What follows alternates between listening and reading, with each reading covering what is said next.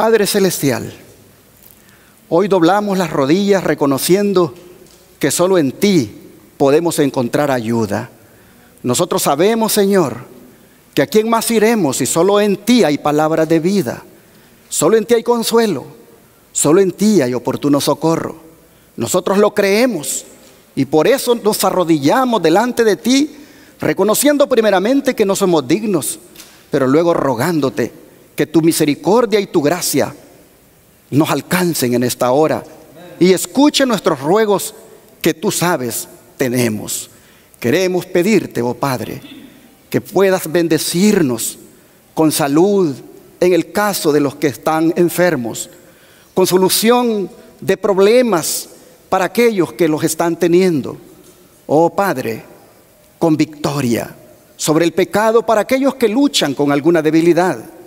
Oh Dios, en esta hora rogamos que todos hallemos gracia delante de tus ojos, los que estamos acá como los que están en casa, que a todos, oh Señor, nos des tu bendición y que el acto de levantar nuestra mano sea una señal de la fe que tenemos en ti y nos recompenses de acuerdo a ella, pero sobre todo de acuerdo a tu amor.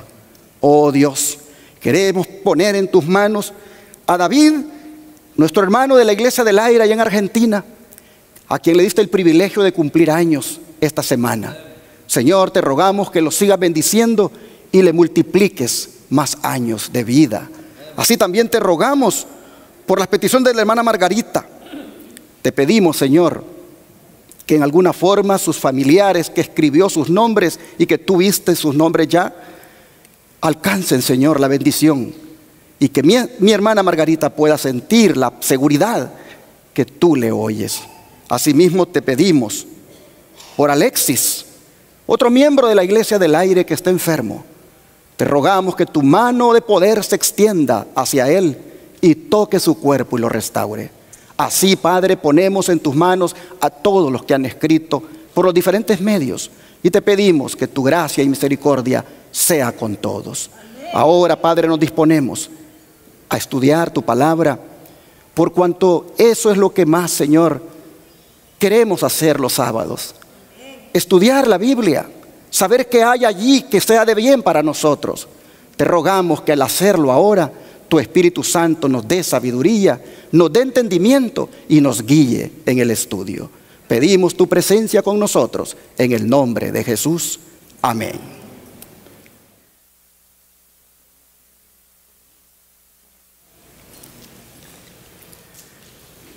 Hoy vamos a estudiar el tema número 35 del seminario profético, la revelación de Jesucristo.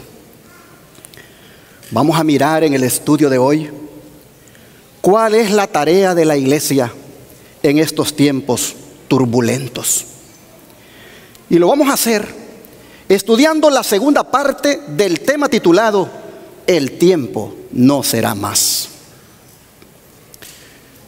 Si hay una profecía que todo adventista debe conocer y entender, es esta, la cual es conocida como el ángel fuerte o poderoso y el librito, pero que yo prefiero titularle El tiempo no será más. En su segunda parte, como dije, vamos a introducirnos al estudio. Y para eso abramos la Biblia en Apocalipsis capítulo 10, versículos 5 y 6.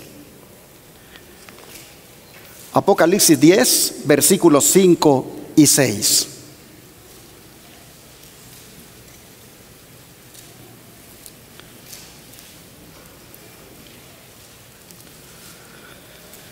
Y la Escritura dice: y el ángel que vi en pie sobre el mar y sobre la tierra, levantó su mano al cielo y juró por el que vive por los siglos de los siglos, que creó el cielo y las cosas que están en él, y la tierra y las cosas que están en ella, y el mar y las cosas que están en él, que el tiempo no sería más.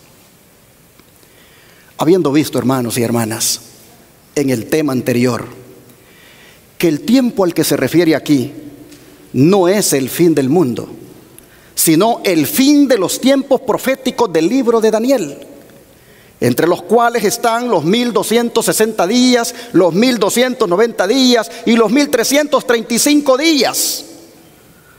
Todos estos enmarcados en la profecía más larga de la Biblia, conocida como la de los 2300 días.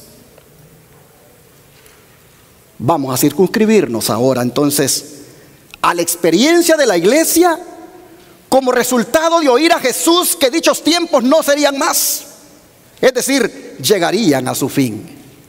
La experiencia de la iglesia aparece reflejada en los versículos 8 al 11. Leamos.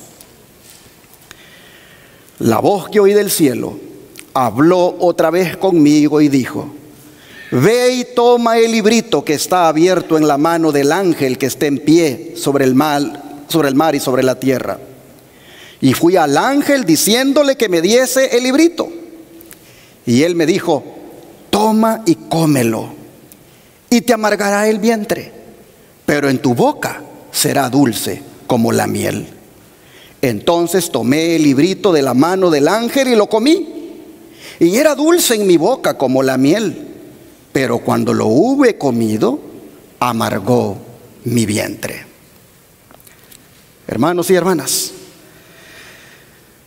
aquí nosotros vemos que el apóstol Juan, en representación de la iglesia, toma de la mano de Jesús el librito abierto, el cual es el libro de Daniel, en su parte que había estado sellada a su comprensión. Leamos lo que Daniel nos dice al respecto. Vamos al capítulo 12 de Daniel, versículo 4. Daniel capítulo 12, versículo 4.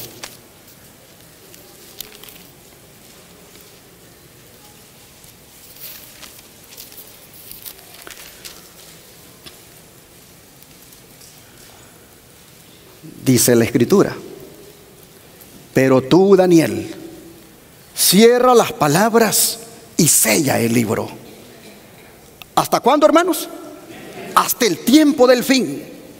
Muchos correrán de aquí para allá y la ciencia se aumentará. Esta instrucción de sella el libro no se aplica a todo el libro de Daniel, porque una parte del mensaje ha sido comprendida y de ese modo ha sido una bendición para los creyentes durante siglos, sino que se aplica más bien a la parte de la profecía de Daniel referente a los últimos días. A esa parte que se refiere cuando le dice que cierre las palabras y selle el libro. ¿Qué parte de la profecía es esa y que tiene que ver con los últimos días? Vamos aquí mismo en Daniel a leer el capítulo 8, ahora versículo 13 al 17. Capítulo 8, versículo 13 al 17.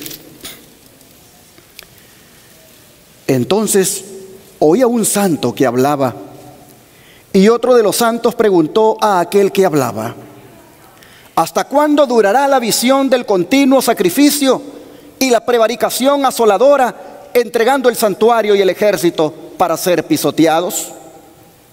Y él dijo: hasta 2300 tardes y mañana. Luego el santuario será purificado. Y aconteció que mientras yo, Daniel, consideraba la visión y procuraba comprenderla, he aquí se puso delante de mí uno con apariencia de hombre, y oí una voz de hombre entre las riberas del Ulai que gritó y dijo: Gabriel, enseña a este la visión. Vino luego cerca de donde yo estaba, y con su venida me asombré y me postré sobre mi rostro. Pero él me dijo: entiende, hijo de hombre, porque la visión es para el tiempo del fin. Ahora vean los versículos 26 y 27. La visión de las tardes y mañana que se ha referido es verdadera, y tú guarda la visión porque es para muchos días. Y yo, Daniel, quedé quebrantado y estuve enfermo algunos días, y cuando convalecí atendí los negocios del rey, pero estaba espantado a causa de la visión y no la entendía. Bueno, hermanos y hermanas, esta es la parte de la profecía que se abre en Apocalipsis 10 y que el ángel con el librito abierto la da a conocer. Esta parte de la profecía que Daniel no entendió es la que Jesús abre en Apocalipsis 10 para que sea comprendida. Y esto lo digo respaldado en la luz adicional que el Espíritu Santo nos dio, como es la del don profético. Dice así: el ángel poderoso que instruyó a Juan era nada menos que Cristo. Cuando coloca su pie derecho en el mar y su pie izquierdo sobre la tierra seca, muestra la parte que desempeña en las escenas finales del gran conflicto con Satanás. Esta posición denota su supremo poder y autoridad sobre toda la tierra. Fue el león de la tribu de Judá quien quitó el sello del libro y le dio a Juan la revelación de lo que sucedería en estos últimos días. Daniel cumplió su misión de dar su testimonio, el cual fue sellado hasta el tiempo del fin, cuando el mensaje del primer ángel debía ser proclamado a nuestro mundo. Estos asuntos son de infinita importancia en estos últimos días. Al libro de Daniel se le quita el sello en la revelación que se le hace a Juan, lo cual nos permite avanzar hasta las últimas escenas de la historia de este mundo. Las profecías presentan una sucesión de acontecimientos que llevan al comienzo del juicio. Esto es particularmente cierto del libro de Daniel. Pero la parte de su profecía que se refería a los últimos días, debía Daniel cerrarla y sellarla hasta el tiempo del fin. Así el don de profecía, en diferentes libros como Conflicto de los Siglos, Testimonios para Ministros, Manuscrito 59, nos está diciendo que realmente la parte que quedó sellada en Daniel, la parte que no comprendió, es la que se le abre a Juan en el símbolo del librito abierto que Jesús ofrece para él. Pero no dejan de ser relevantes, hermanos, esas últimas palabras. Si tomamos en cuenta lo que ocurrió en el cristianismo después de 1798. Digo estas últimas palabras, pero la parte de su profecía que se refería a los últimos días, debía Daniel cerrarla y sellarla hasta el tiempo del fin. Digo, no deja de ser relevante si tomamos en cuenta lo que ocurrió después de 1798, cuando como resultado de la Revolución Francesa, el Papa Pío VI fue llevado al exilio por el general Berthier. La mayoría de intérpretes de la profecía vieron en ese acontecimiento el fin de la profecía de los 1260 días o años, la cual es mencionada en Daniel 7, Apocalipsis 11, como también Apocalipsis 12. Esta profecía, los intérpretes descubrieron que había dado inicio en el año 538 con la ascensión del papado a la supremacía política y religiosa. Y al mirar ahora cómo como resultado de la Revolución Francesa el general Berthier lo está llevando preso, los intérpretes dijeron: no cabe duda que aquí se está aplicando la herida de muerte que la profecía anunciaba sobre este poder político religioso. El repentino golpe a la iglesia papal en 1798, ¿qué hizo entonces con los cristianos, especialmente los que eran fieles lectores de la Biblia de la iglesia protestante? Oh, ellos entonces se volcaron al estudio de las profecías, porque al ver el cumplimiento de los 1260 días o años cumplido ahí en 1798, dijeron: aquí hay una pista para ver a dónde llega la profecía más larga de la Biblia, la de los 2300 días o años, la cual, como ya leímos, el ángel intérprete de Daniel se refirió a ellas o a ella como 2300 tardes y mañanas. Pero ¿por qué decimos que las 2300 tardes y mañanas son equivalentes a días? por lo que dice Génesis 1:5. Génesis 1:5, vean lo que nos dice.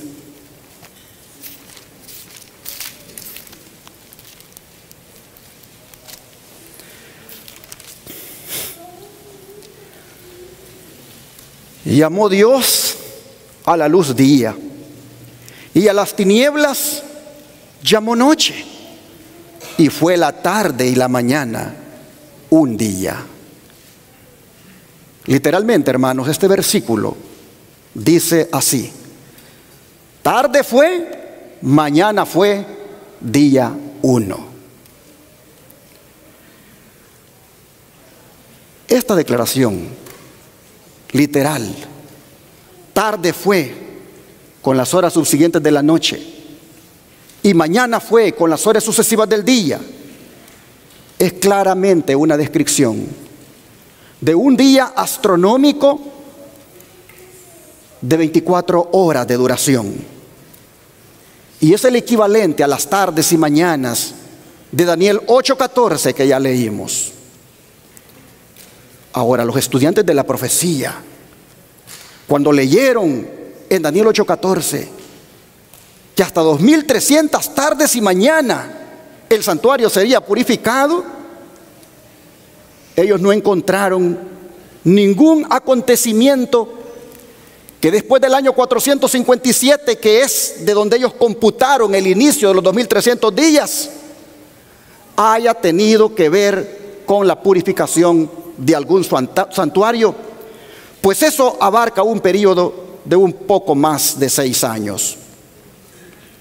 De manera que aplicaron a los 2300 días el principio hermenéutico y bíblico de día por año, y lo llevó hasta 1844 después de Cristo, haciendo de las 2300 tardes y mañana o 2300 días un total de 2300 años. Pero ¿qué santuario podría ser purificado en ese año 1844 si no había ninguno aquí en la tierra para ese entonces?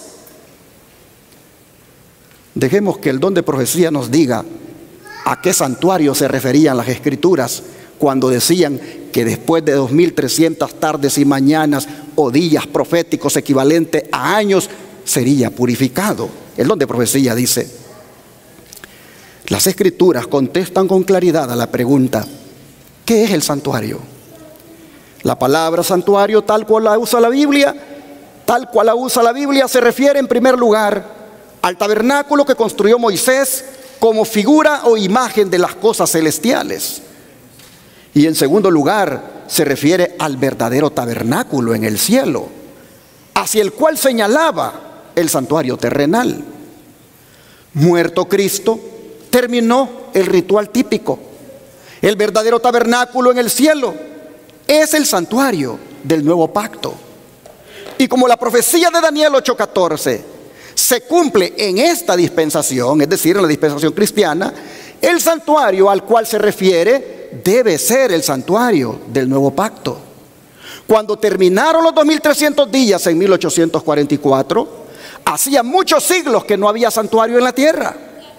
De manera que la profecía, hasta 2300 tardes y mañanas, entonces será purificado el santuario, se refiere indudablemente al santuario que está en el cielo. Conflicto de los Siglos, página 412. Pero los que fueron simbolizados por Juan no entendieron esto así. No lo entendieron de esa manera. Y por eso tuvieron que pasar por la experiencia que pasó Juan. Volvamos a Apocalipsis 10 para leerlo nuevamente. Apocalipsis 10, versículos 9 y 10. Apocalipsis 10, versos 9 y 10.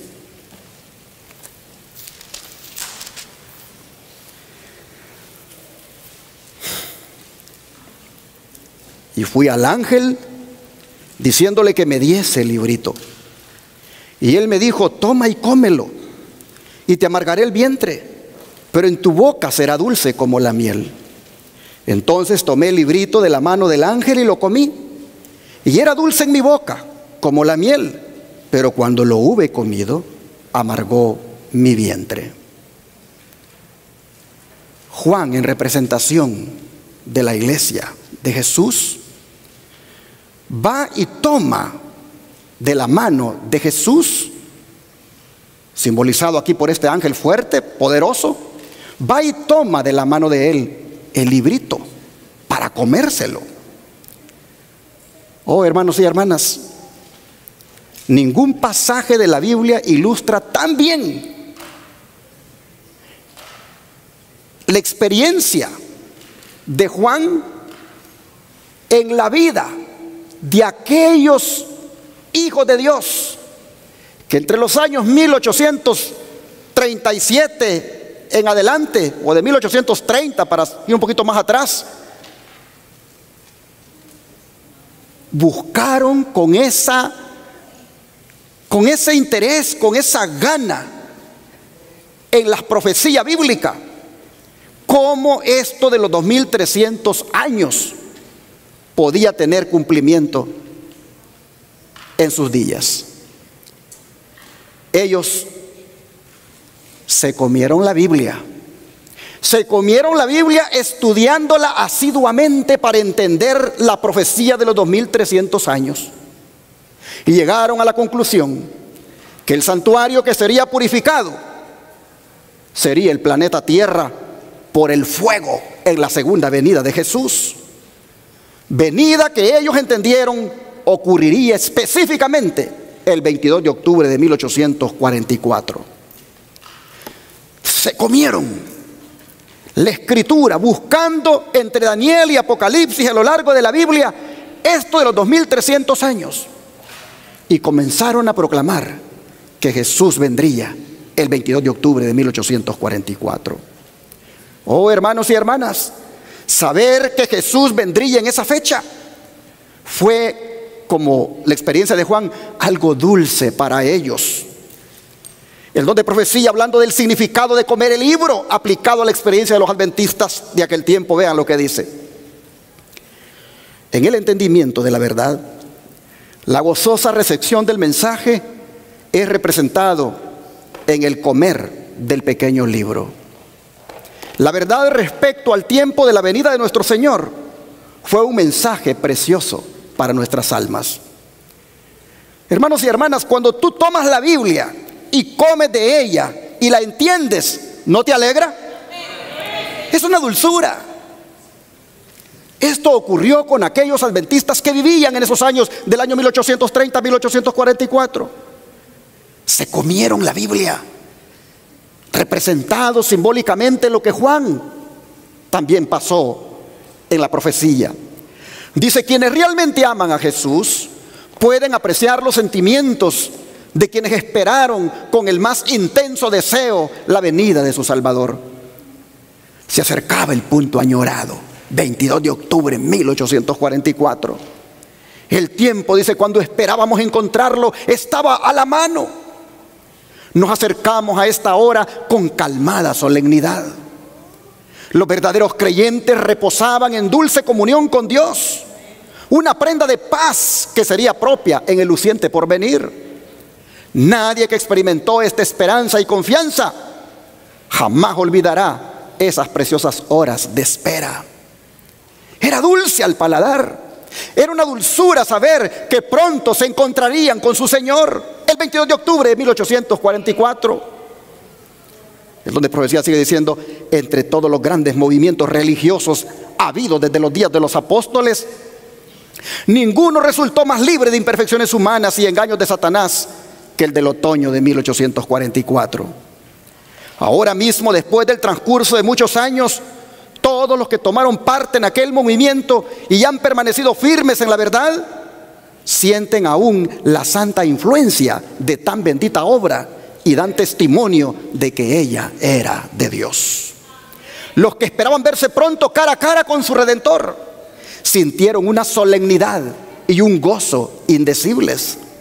El poder suavizador y sojuzgador del Espíritu Santo cambiaba los corazones, pues sus bendiciones eran dispensadas abundantemente sobre los fieles creyentes. Y así, hermanos y hermanas, no hay tiempo para compartirles testimonios de otros pioneros sobre la hermosa experiencia que pasaron conforme se acercaba la fecha de la venida del Señor. Pero dicen que tenían mucha paz y armonía entre todos ellos. Dicen que las diferencias entre ellos se habían arreglado y los malos entendidos se habían aclarado. Se habían perdonado unos con otros y el gozo que tenían era un gozo incomparable. Oh, mis hermanos y hermanas, la noticia se regó por todas partes en el noreste de los Estados Unidos y en otras partes del mundo se predicaba también que Cristo estaba a las puertas en 1844. Hasta los niños registra la historia, predicaron que Jesús estaba a las puertas y le decían a la gente que se prepararan para el encuentro con su Dios. Pero Juan dice que la dulzura que sintió al comerse el libro, inmediatamente, ¿qué cosa sucedió con él? Se le amargó el vientre. La dulzura se convertiría en amargura. Volvamos a leer el verso 10. Entonces tomé el librito de la mano del ángel y lo comí, y era dulce en mi boca como la miel, pero cuando lo hube comido, amargó mi vientre. Y esto, hermanos y hermanas, también pasó con aquellos que anhelaban ver a Jesús en 1844. La dulzura de encontrarse con su Señor se les convirtió también en una amargura, porque llegó la fecha y Jesús no apareció aquí en la tierra. Quisiera compartirles dos testimonios de dos sobrevivientes de ese gran chasco. Vean lo que dicen. Jaime Guay, el que fue esposo de Elena Guay, dice: el chasco de ese tiempo, dice, fue amargo. Los sinceros creyentes habían entregado todo por Cristo y habían compartido su presencia como nunca antes. Ellos habían que se suponía entregado su última advertencia al mundo y se habían separado más o menos de la incrédula y burladora multitud. Y con la bendición divina sobre sí, se sentían más deseosos de asociarse con su esperado Maestro y los santos ángeles que con aquellos de quienes se habían separado. El amor de Jesús llenaba a cada alma y destellaba de cada rostro, y con deseo inexpresable ellos oraban: ven, Señor Jesús, y ven pronto. Pero Él no llegó. Y ahora, ¿cómo regresar nuevamente a los quehaceres, perplejidades y peligros de la vida, en plena vista de las burlas e injurias de los incrédulos que ahora se burlaban como nunca antes? Fue, dice, una prueba terrible de fe y de paciencia. Cuando el hermano Jaime visitó Portland, Maine, unos pocos días después de pasado el tiempo, y declaró que los hermanos debían prepararse para otro fuerte invierno, mis sentimientos eran casi incontrolables. Salí de la reunión y lloré como un niño. ¡Wow! No vino Jesús. Y lo habían predicado y se habían preparado, se habían puesto a cuentas con el Señor y anhelaban que ese día apareciera, pero no vino. Lloró como un niño, dice Jaime, cuando el otro hermano le dijo: preparémonos para este otro invierno que viene fuerte. Oh, hermanos, si este testimonio es desgarrador, ¿qué podemos decir desde Hiram Edson? Dice: nuestras más afectuosas esperanzas y expectativas fueron barridas, y vino sobre nosotros tal espíritu de lamento como nunca antes se había experimentado. Parecía que la pérdida de todo amigo terrenal no tuviera comparación. Lloramos y lloramos hasta que el día amaneció. Medité en mi propio corazón diciendo: mi experiencia adventista ha sido la más rica y brillante de toda mi experiencia cristiana. Y si esto ha sido un fracaso, ¿de qué valdría el resto de mi experiencia cristiana? ¿Ha sido la Biblia un fracaso? ¿No habrá Dios, ni cielo, ningún hogar celestial y ningún paraíso? ¿Será esto una fábula sagazmente inventada? ¿No habrá realidad de nuestra más acariciada esperanza y expectativa? Y si nuestras mejores esperanzas estaban perdidas, realmente teníamos algo de qué lamentar. Y así, hermanos y hermanas, estos dos pioneros nos describen su terrible chasco, muy parecido a aquel otro chasco que experimentaron los discípulos ante la muerte de Cristo.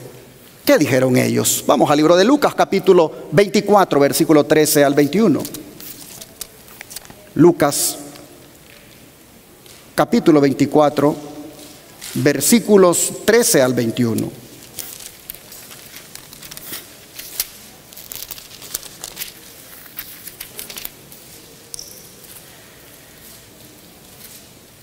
Y es aquí donde ellos iban el mismo día a una aldea llamada Emaús, que estaba a 60 estadios de Jerusalén. E iban hablando entre sí de todas aquellas cosas que habían acontecido. Sucedió que mientras hablaban y discutían entre sí, Jesús mismo se acercó y caminaba con ellos. Mas los ojos de ellos estaban velados para que no le conociesen. Y les dijo: ¿qué pláticas son estas que tenéis entre vosotros mientras camináis? ¿Y por qué estáis tristes? Respondiendo uno de ellos, que se llamaba Cleofas, le dijo: ¿eres tú el único forastero en Jerusalén que no has sabido las cosas que en ella han acontecido en estos días? Entonces él les dijo: ¿qué cosas? Y ellos le dijeron: de Jesús Nazareno, que fue varón profeta, poderoso en obra y en palabra delante de Dios y de todo el pueblo. Y cómo le entregaron los principales sacerdotes y nuestros gobernantes a sentencia de muerte y le crucificaron. Pero nosotros esperábamos que Él era el que había de redimir a Israel. Y ahora, además de todo esto, hoy es ya el tercer día que esto ha acontecido. En estas palabras, lo que hay es una decepción. Lo que hay es un chasco. Se sienten tristes en quien pusieron su esperanza, en quien ellos pensaron que redimiría a Israel. Ahora ha sido crucificado, ha muerto.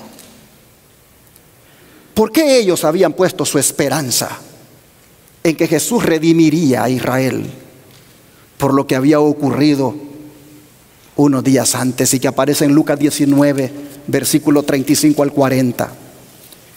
Lucas 19, versículo 35 al 40.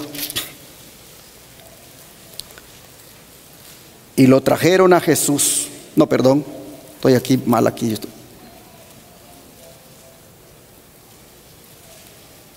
Sí. Y lo trajeron a Jesús.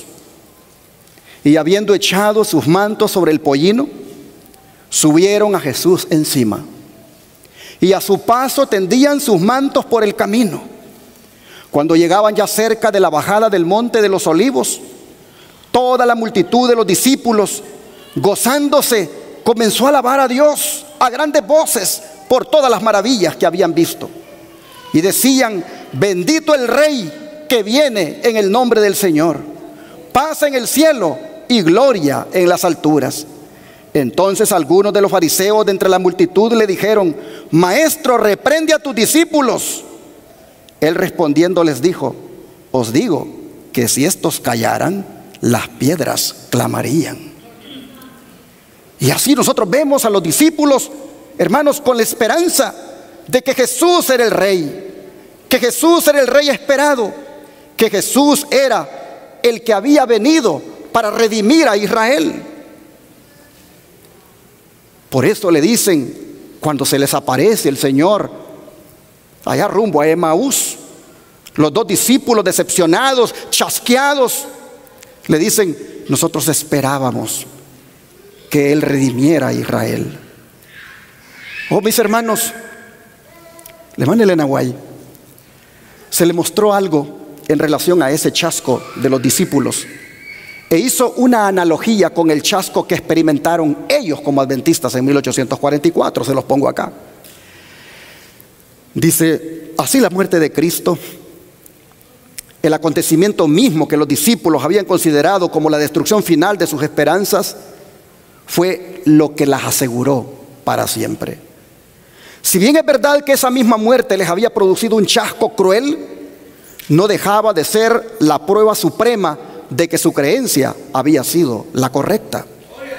El evento que los había llenado de tristeza y desesperación fue lo que abrió la puerta de la esperanza para todos los hijos de Adán, y en la cual se centraban la vida futura y la felicidad eterna de todos los fieles hijos de Dios en todas las edades. Cristo en su santuario, página 72. Y ahora viene la aplicación a la experiencia de ellos en 1844. Dice: los que proclamaron esta advertencia dieron el mensaje correcto en el tiempo correcto. Pero así como los primitivos discípulos declaraban: el tiempo se ha cumplido y el reino de Dios se ha acercado, basándose en la profecía de Daniel 9, sin darse cuenta de que la muerte del Mesías estaba anunciada en el mismo pasaje bíblico, así también Miller y sus colaboradores predicaron el mensaje basados en Daniel 8:14 y Apocalipsis 14:7, sin echar de ver que en Apocalipsis 14 aún había otros mensajes que también debían ser proclamados antes del advenimiento del Señor.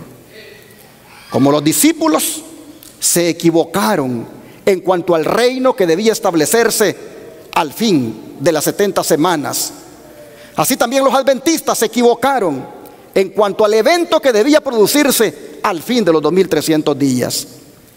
En ambos casos hubo una aceptación de, o mejor dicho, una adhesión a errores populares que cegaron la mente a la verdad. Ambas clases cumplieron la voluntad de Dios de proclamar el mensaje que Él deseaba que se diera, y ambas, debido a su mala interpretación de su mensaje, sufrieron chascos. Así que el chasco que experimentaron los discípulos cuando Jesús murió es análogo al chasco que experimentaron los adventistas cuando Cristo no vino en 1844. Así lo está diciendo Cristo en su santuario, ahora página 75, y sigue diciendo: se me mostró el amargo chasco que sufrió el pueblo de Dios por no ver a Jesús en la fecha en que lo esperaba. No sabían por qué el Salvador no había venido, pues no veían prueba alguna de que no hubiera terminado el tiempo profético. Dijo el ángel: ¿ha fallado la palabra de Dios? ¿Ha faltado Dios en cumplir sus promesas? No, ha cumplido cuanto prometió. Jesús se ha levantado a cerrar la puerta del lugar santo del santuario celestial y ha abierto una puerta en el lugar santísimo y ha entrado a purificar el santuario. Todos los que esperan pacientemente comprenderán el misterio. El hombre se ha equivocado, pero no ha habido fracaso por parte de Dios. Todo cuanto Dios prometió se ha cumplido. Oh, hermanos, pero el hombre creía equivocadamente que la tierra era el santuario que debía ser purificado al fin de los periodos proféticos. Así que lo que ha fracasado fue la expectación del hombre, pero no la promesa de Dios. Primeros Escritos 250. Y así, el don profético introduce después del chasco la enseñanza del santuario celestial, algo que también sucedió con Juan. Pues vean lo que a él se le dijo en Apocalipsis 10 nuevamente, esta vez el versículo 11 y también el versículo 1 del capítulo 11. Apocalipsis 10, versículo 11 y 11:1.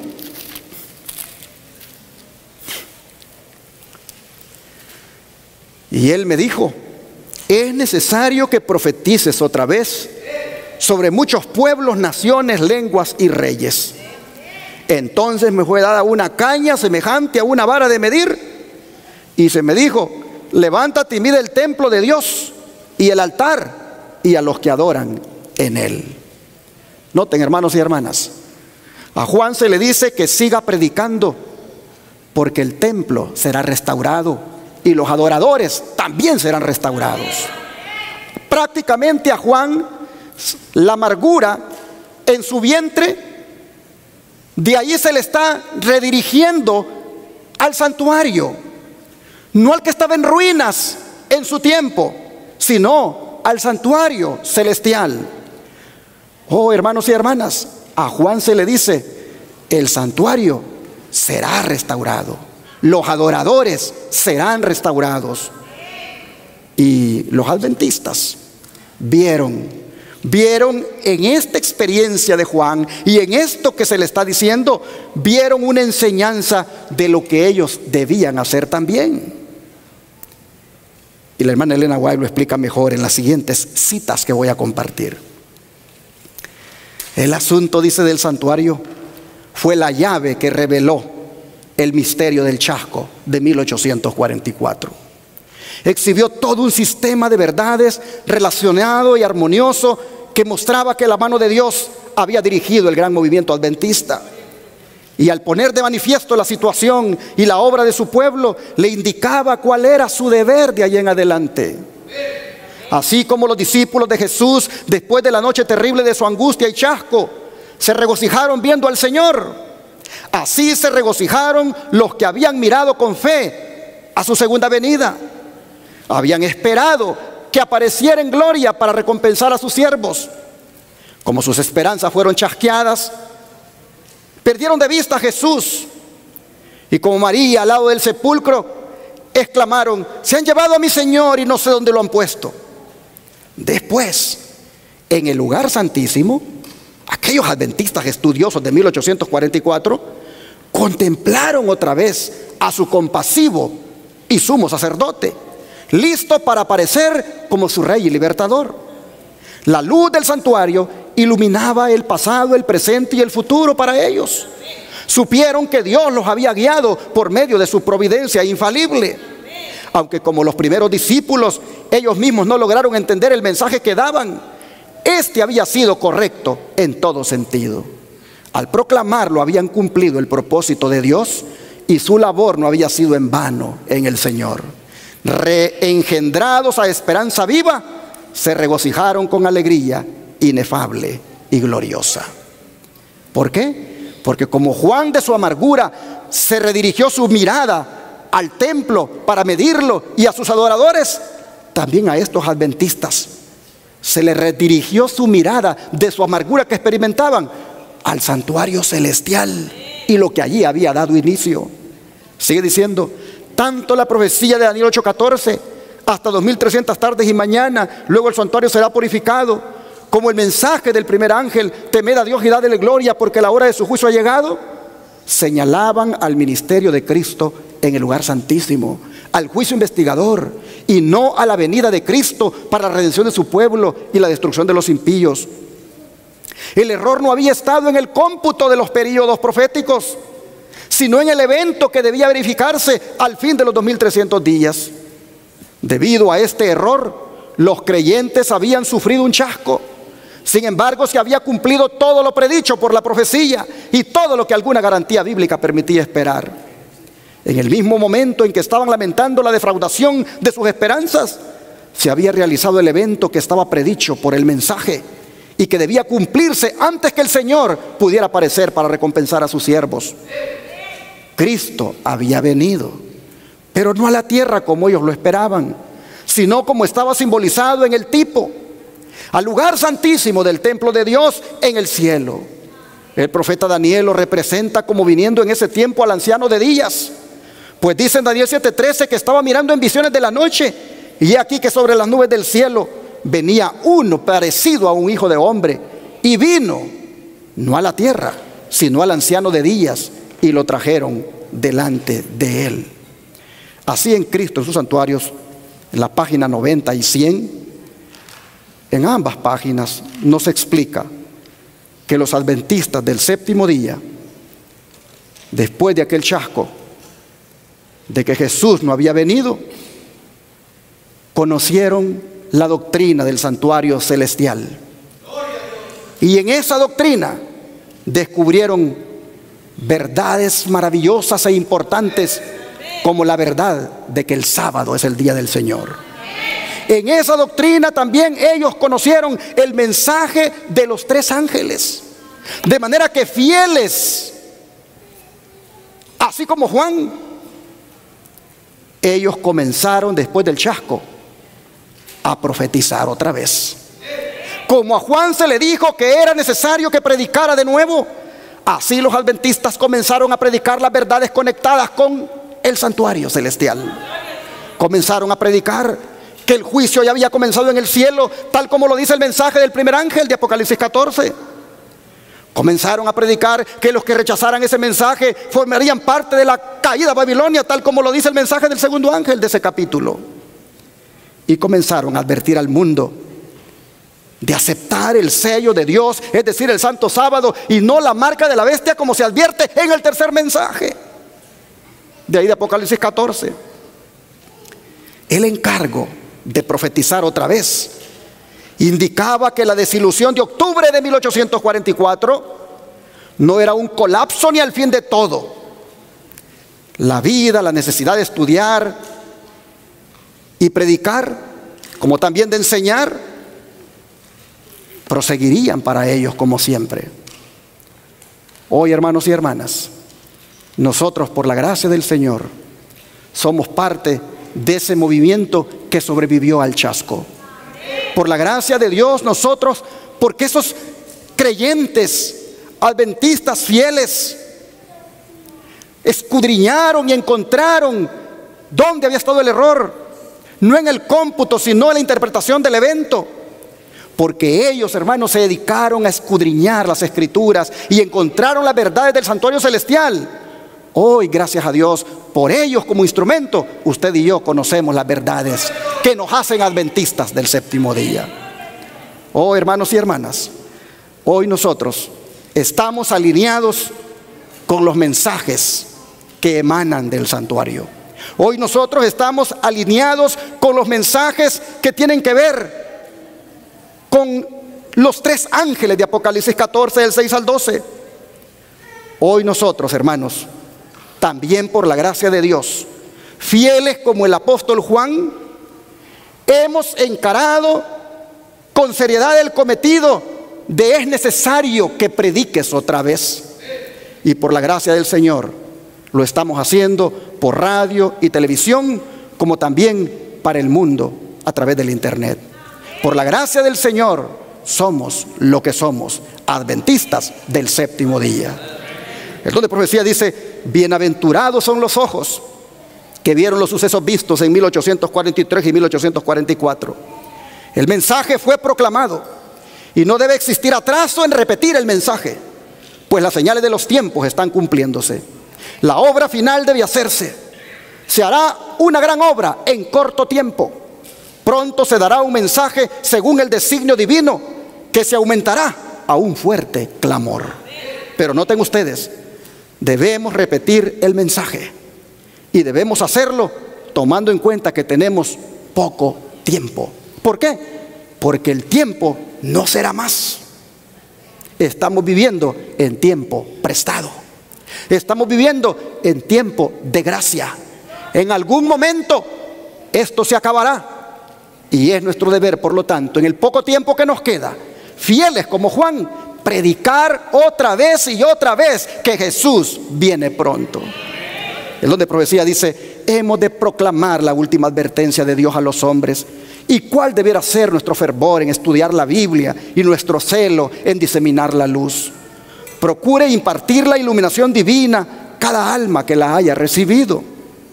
Vayan los obreros de casa en casa, abriendo la Biblia al pueblo, distribuyendo las publicaciones, compartiendo con otros la luz que ha bendecido sus propias almas. Distribúyase juiciosamente la literatura en los trenes, en la calle, en los navíos que cruzan el mar y mediante el correo postal. Han de realizarse una gran obra. Ha de realizarse una gran obra. Y quienes conocen la verdad debieran hacer fervorosa intercesión en busca de ayuda divina. El amor de Cristo debe llenar sus propios corazones. El Espíritu de Cristo debe derramarse sobre ellos y deben estarse preparando para estar en pie con ropajes emblanquecidos en el día del juicio. Al consagrarse ellos mismos a Dios, un poder convincente atenderá sus esfuerzos en presentar la verdad a otros. No debemos dormir más en el terreno encantado de Satanás, sino poner en marcha todos nuestros recursos, valiéndonos de cada habilidad concedida por la providencia. La última advertencia ha de proclamarse ante muchos pueblos y naciones y lenguas y reyes. Y la promesa es dada: he aquí, yo estoy con vosotros siempre, aún hasta el fin del mundo. Testimonios, tomo 9, página 123. Hermanos y hermanas, Jesús dijo que el tiempo no sería más. Todos los períodos proféticos han llegado a su fin. Así que despertémonos y pongámonos a predicar. Hagamos como se le dijo a Juan: es necesario que prediques otra vez. Es necesario que vez tras vez des el mensaje. Hermanos y hermanas, somos parte de una iglesia profética. Somos parte de una iglesia que surge aquí en Apocalipsis 10, en el símbolo de Juan. Somos parte de una iglesia que tiene una misión que hacer en el mundo, y es la de proclamar el mensaje. Todos los que formamos parte de la iglesia Advenimiento del séptimo día, o todo el que se considere adventista del séptimo día, debe ser una persona comprometida con la misión. Debemos, hermanos, redoblar los esfuerzos misioneros. Debemos entender que la obra que estamos haciendo se debe ampliar. Debemos ponernos a trabajar.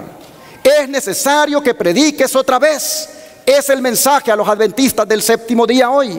Es necesario que nuevamente salgas a tocar puertas, salgas a dar estudios, que compartas con otros. Es necesario que prediques otra vez, porque el tiempo, ahí en la pantalla lo tenía, ya lo quitaron, no será más.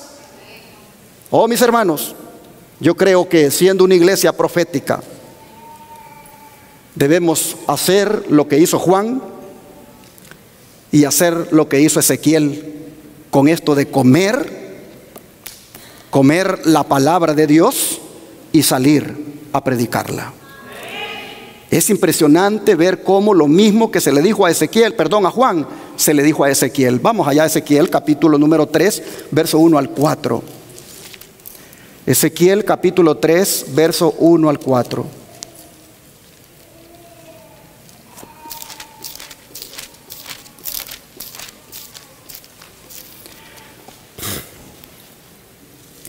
Pero vamos a leer desde el versículo 8 del capítulo 2, porque desde ahí viene el pensamiento.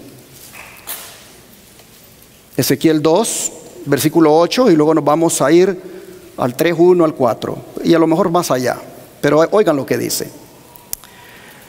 mas tú, hijo de hombre, oye lo que yo te hablo.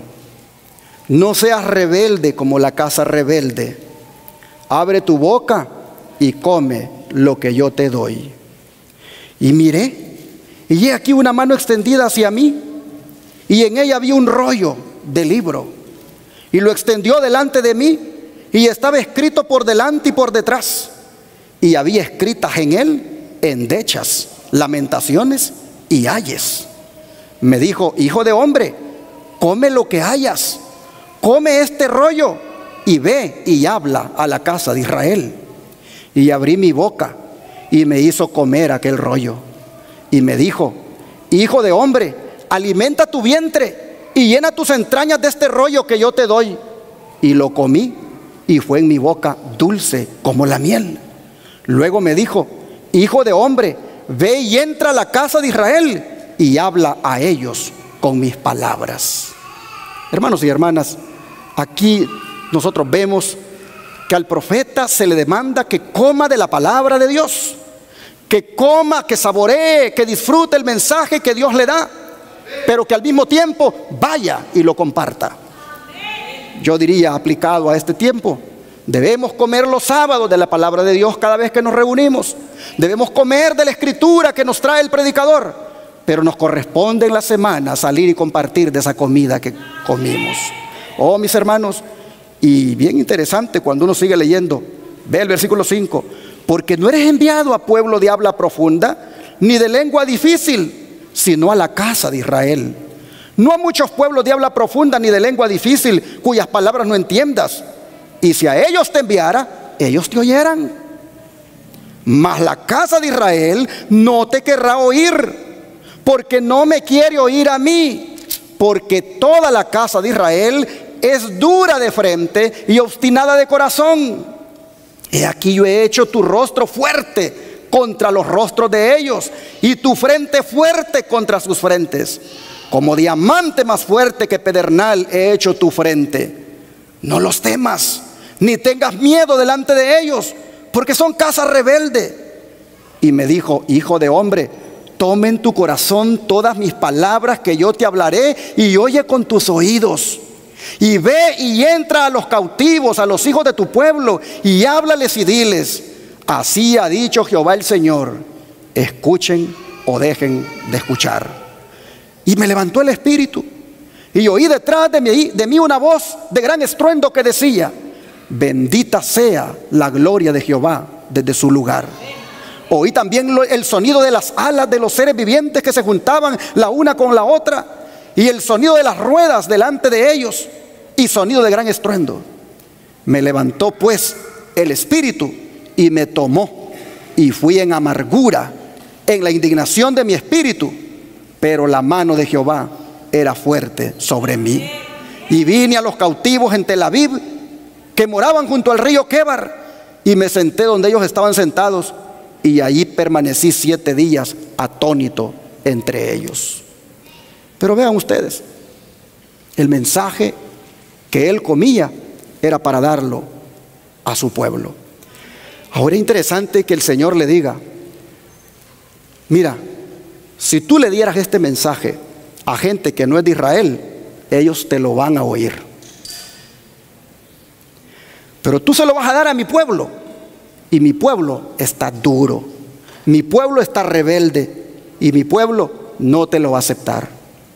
Así que yo te hago fuerte para poderlos enfrentar, y les tienes que predicar, te escuchen o no te escuchen.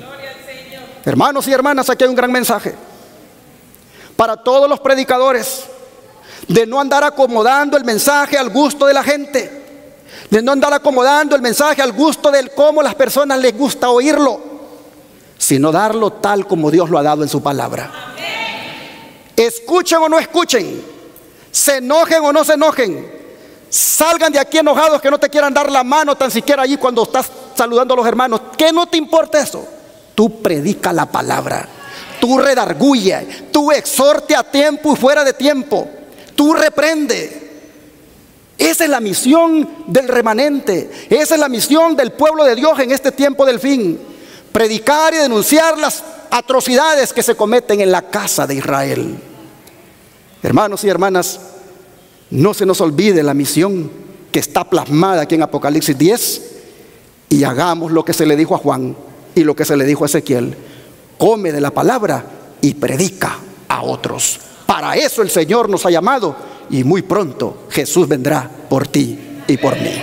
Sigamos predicando que Él viene, sigamos preparándonos para encontrarnos con Él, sigamos cumpliendo con la misión. Oremos. Amado Padre, te agradecemos por ser parte de una iglesia profética, una iglesia que surge en la historia como cumplimiento de una profecía. Oh Señor, este capítulo 10 de Apocalipsis es tan de verdad presente para nosotros, que nos gozamos al ver que somos parte de un remanente que hoy por hoy proclama las verdades que emanan del santuario celestial. Oh Padre, te rogamos que nos ayudes a ser fieles al cometido. Te rogamos, Padre, que permanezcamos leales a la misión que nos has encomendado, y que como iglesia Advenimiento, donde quiera estemos, no nos cansemos de proclamar que tú vienes pronto. Ayúdanos, Señor, a prepararnos, ayúdanos a vivir de tal manera que haya santidad en nuestras vidas, para que así podamos verte cara a cara. Oh Señor, te rogamos que en ese día, cuando los cielos se abran y tú aparezcas en las nubes, nosotros estemos allí listos para darte la bienvenida. Oh Padre, anhelamos ese día cuando contigo vivamos para siempre. Te lo rogamos, Señor, que nos ayudes a perseverar en la fe y a esperarte para aquel día glorioso. Lo pedimos en el nombre de Jesús. Amén.